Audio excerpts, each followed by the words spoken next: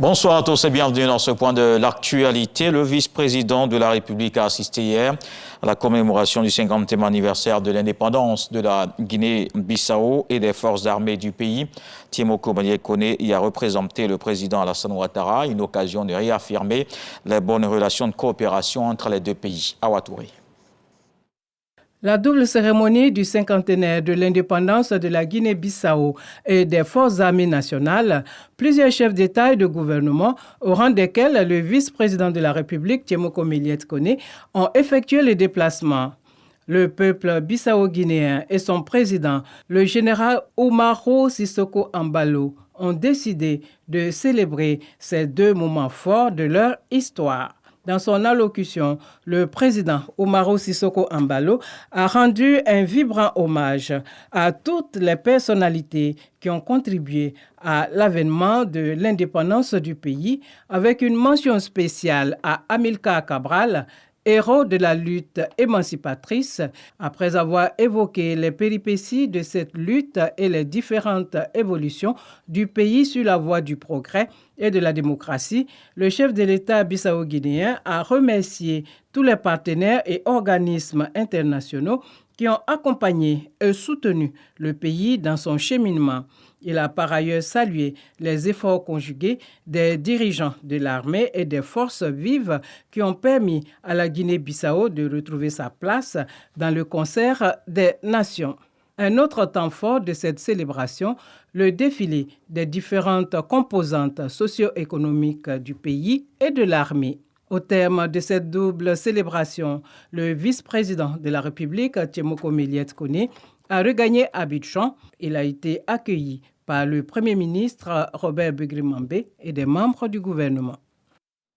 Et alors, Yamoussoukro, à présent, le garde des Sceaux, ministre de la Justice et des Droits de l'Homme, était au Sénat. Sanson Kambile a présenté une ratification d'ordonnances relatives aux accidents de la route et une modification portant code de procédure pénale. Il s'agit ici de donner un coup d'accélérateur au traitement des nombreux dossiers en justice.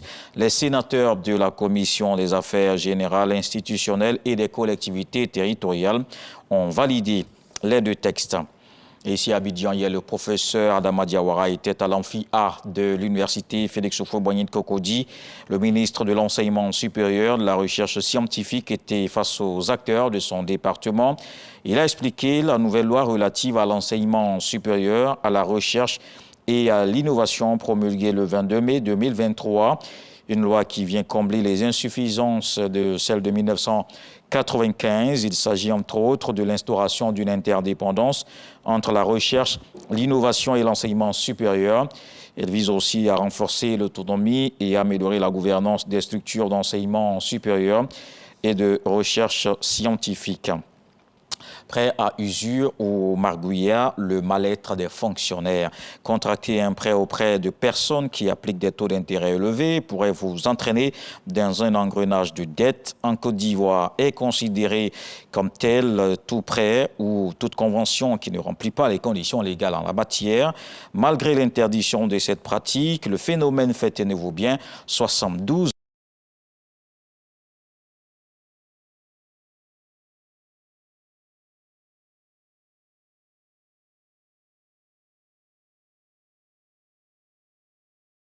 d'action s'est penché sur le sujet.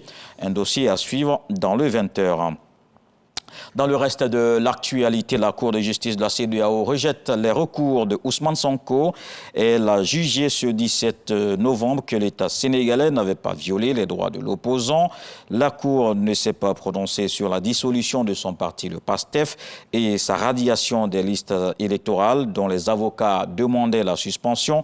Cette décision intervient alors qu'à Dakar, la Cour suprême sénégalaise statue aujourd'hui sur la réintégration ou non de Sonko sur la liste électorale. L'audience était toujours en cours dans la mi-journée. Si cette radiation est confirmée, Ousmane Sonko serait définitivement évincé de la course pour la présidentielle du 25 février 2024. Les communications sont à nouveau coupées dans la bande de Gaza. L'armée israélienne continue de fouiller l'hôpital Al-Shifa. L'autorisation d'entrée partielle de carburant à Gaza divise la classe politique israélienne. Le ministre des Finances et de la Défense a publié un message critiquant cette autorisation.